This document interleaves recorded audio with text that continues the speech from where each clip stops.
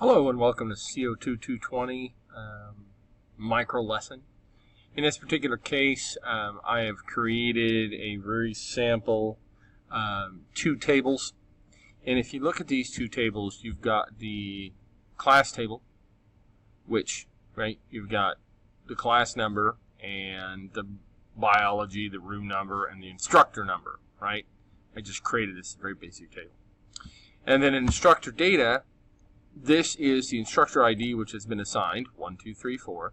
The first name, the last name, education, phone number, right? So all that information is there. And the idea is I have only one instance of this particular instructor appearing. And then if I go over to the class table, I might have multiple instances of that instructor. So for instance, instructor number 1 and 1 teaches biology and chemistry. If I go to my instructor data here, which is me, I open it up, there's biology and chemistry. And I'm not a science teacher, I'm a computer science instructor, but that's just how this worked out. And so what's going to happen is in this table where you have the instructor data, and this table you have the class table, you have something where they actually meet in the middle. So you have the class table and instructor data, you have the instructor name and the instructor ID. And this is a one-to-many relationship, meaning that there's one instance of the instructor here and many instances of the instructor, the possibility of the instructor in the class table.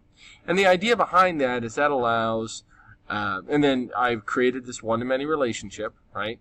That's instructor data, class table, instructor ID, instructor number, and I enforce referential integrity, which means for every one instance of the instructor data here, you could have.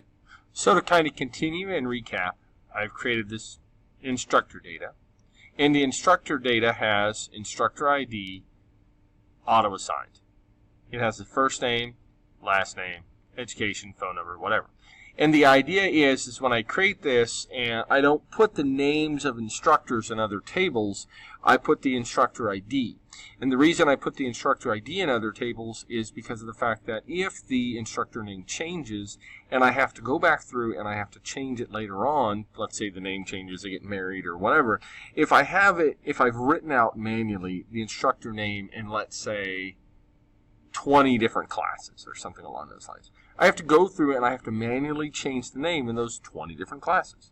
However, if I only put the instructor number, which references this particular table, then what happens is as the name changes, as your education changes, as all these different things changes, the class that's associated with the instructor is already present and right there, and it works perfectly fine.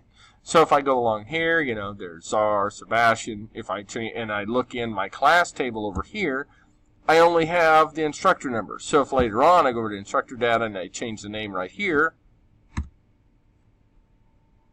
it'll automatically change if I have these two drawn together.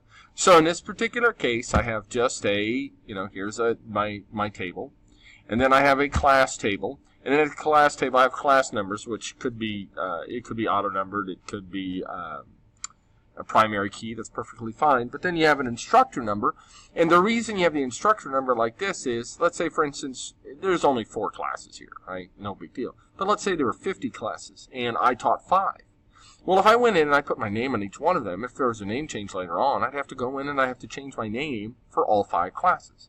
If I put an instructor number in each one of these, and instructor number, and then in my relationship, I create a one-to-many relationship between the instructor data and the class table, all I do is come along in my instructor table and I go, boop, there's biology and chemistry. Bob, he has 1, college algebra.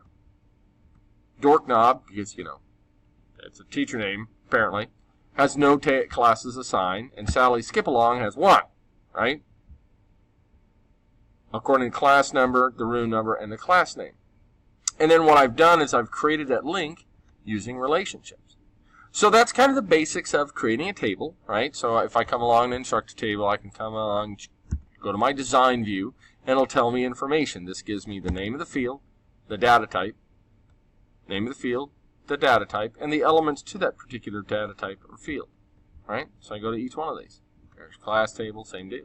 Right click, design view, lets me do it, and I can modify the elements there. So that gives you a very, very quick and fast, here's two tables, here's their joined, and you're going to get more along those lines as you go through the first lesson, but this is enough to get you started.